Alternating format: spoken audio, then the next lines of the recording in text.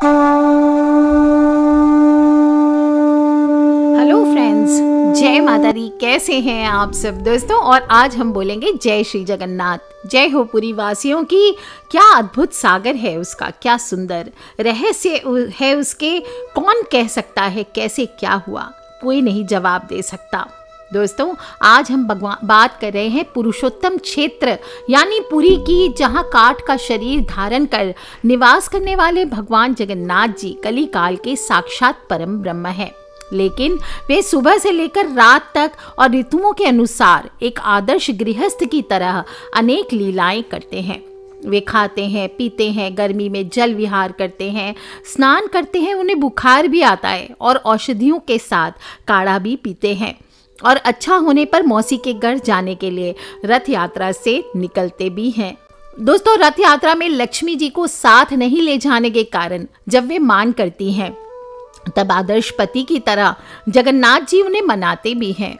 और इस तरह वे परम ब्रह्म होने पर भी जनसाधारण के बीच केवल उनके अपने बनकर पुरी में विराजते हैं।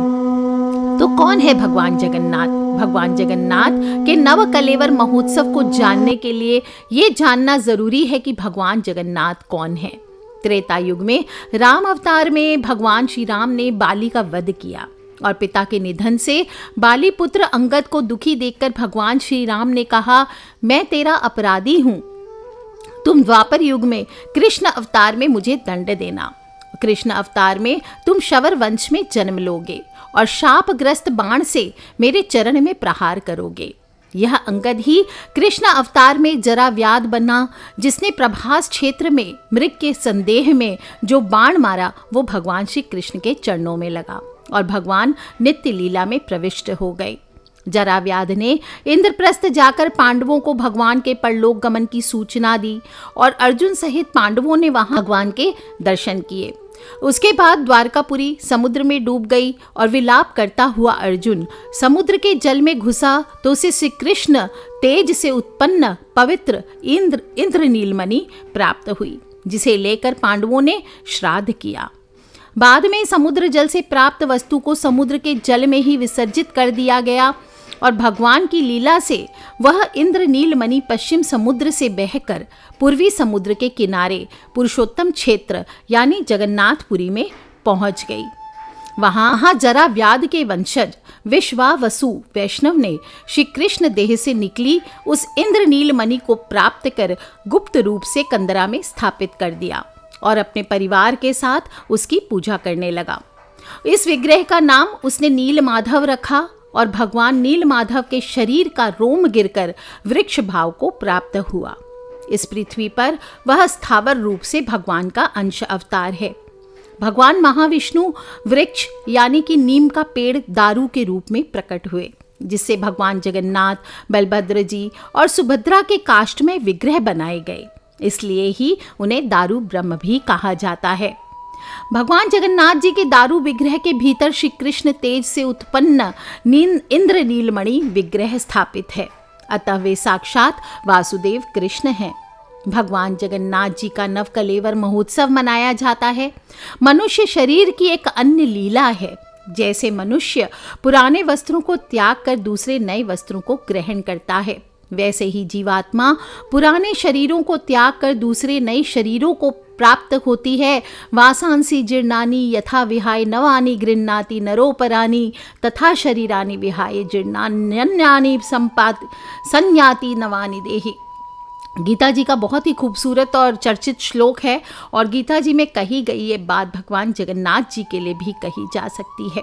भगवान जगन्नाथ का दारू विग्रह जीर्ण शीर्ण हो जाने पर उस घट का भी परिवर्तन किया जाता है। उस घट परिवर्तन को ही नवकलेवर महोत्सव कहा जाता है। पिछला नवकलेवर महोत्सव 29 मार्च 2015 को बंजारा यात्रा के साथ शुरू हुआ था और 15 जून 2015 को मध्य रात्रि को संपन्न हुआ और 19 वर्ष के अंतराल के बाद मनाया जाता है। इसलिए अगला नवकलेवर महोत्सव अब साल 2034 में होगा। भगवान जगन्नाथ, बलभद्र जी, सुभद्रा माता, इन सभी के पुराने जो दारू विग्रह या घट के कुछ अंश खराब हो जाते हैं तो इन पर अंशों का संस्कार किया जाता है। उसे श्रीअंग फीटा कहते हैं। जिस साल आषाढ़ महीने में अधिक मास आता है, पुरुषोत्तम मास या मल मास होता है, अर्थात जिस साल आषाढ़ के 2 महीने होते हैं, सिर्फ उसी वर्ष में भगवान जगन्नाथ का नवकलेवर समारोह मनाया जाता है। प्रायः 12 वर्ष से 19 वर्ष देखा जाए तो 2 आषाढ़ पड़ते हैं, तभी भगवान जगन्नाथ नवकलेवर धारण करते हैं। भगवान जगन्नाथ की जो नवीन दारू मूर्ति के अंदर कृष्ण सत्ता पूजन के रूप में इंद्रनील मणि मूर्ति है, वो प्रतिष्ठित की जाती है। और नवकलेवर के लिए दारू यानी काठ का संग्रह कैसे करते हैं, इसका बहुत, दारू संग्रह का भी अपने आप में बहुत विशेष महत्व होता है। जिस साल नवकलेवर होता है उसी साल चैत्र पूर्णिमा को पुरी के महाराज के हाथ से सुपारी लेकर दैता लोग जो होते हैं वो श्री जगन्नाथ जी के घट परिवर्तन के लिए बासेली देवी से आदेश प्राप्त करने के लिए प्रार्थना करते हैं। नूतन विग्रह यानी नई मूर्ति निर्माण के लिए कहाँ उपयुक्त दारू महानीम का पेड़ मिलेगा, इसकी जानकारी के लिए मंगलामयी से प्रार्थना की जाती है। तब सपने में देवी का आदेश मिलता है और तब दैता लोग 3 टोलियों में बंटकर दारू की खोज में निकलते हैं।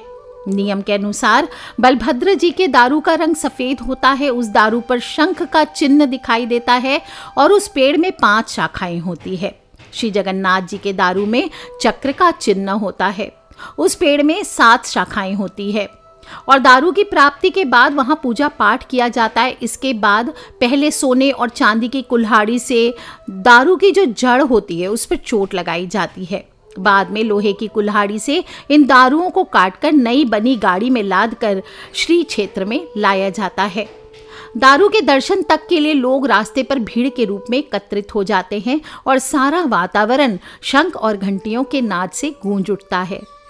श्री मंदिर के उत्तर द्वार से दारुओं को कोयली बैकुंठ तक लाया जाता है, जहां नवीन विग्रहों का निर्माण किया जाता है। आषाढ़ माह के कृष्ण चतुर्दशी को नव कलेवर की गुरुत्वपूर्ण विधियां संपादित की जाती है और इसे घट परिवर्तन या ब्रह्म परिवर्तन कहते हैं।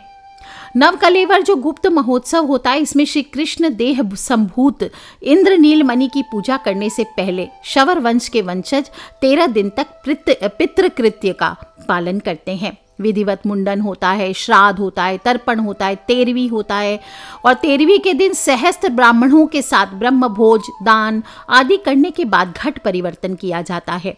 घट परिवर्तन का कार्य गुप्त भाव से किया जाता है। आधी रात के समय जब चारों ओर सन्नाटा छा जाता है, तब दैतापति प्राचीन विग्रहों में से ब्रह्म को निकालकर नवीन विग्रहों में इंद्रनीलमणि रूपी ज्योतिर्मय ब्रह्म की उसमें स्थापना कर देते हैं। ब्रह्म परिवर्तन के बाद प्राचीन विग्रहों को कोयली बैकुंठ में समाधि दे दी जाती है, यानी विसर्जन कर दिया जाता है। और इस सारी विधि में आज भी परंपरागत ढंग से शवरों को महत्व मिलता है। वास्तव में भगवान जगन्नाथ जी की सेवा पूजा अर्चना सर्वधर्म समन्वय का प्रतीक है और आषाढ़ माह की कृष्ण पक्ष की चतुर्दशी से शुक्ल पक्ष की 9वीं तक नूतन विग्रहों के श्री अंग में पवित्र द्रव्य रंग दिए जाते हैं। इसके बाद अमावस्या के दिन महाप्रभु श्री जगन्नाथ जी भाई बलभद्र और बहन सुभद्रा के साथ भक्तों को दर्शन देते हैं, जिसे नव यौवन दर्शन कहते हैं। भगवान श्री जगन्नाथ जी अपनी बड़ी बड़ी गोल आंखों से सभी श्रद्धालु भक्तों पर कृपा दृष्टि डालकर उनके पापों का नाश कर संसार से उद्धार कर देते हैं। तो बोलिए श्री जय जगन्नाथ जी महाराज की जय।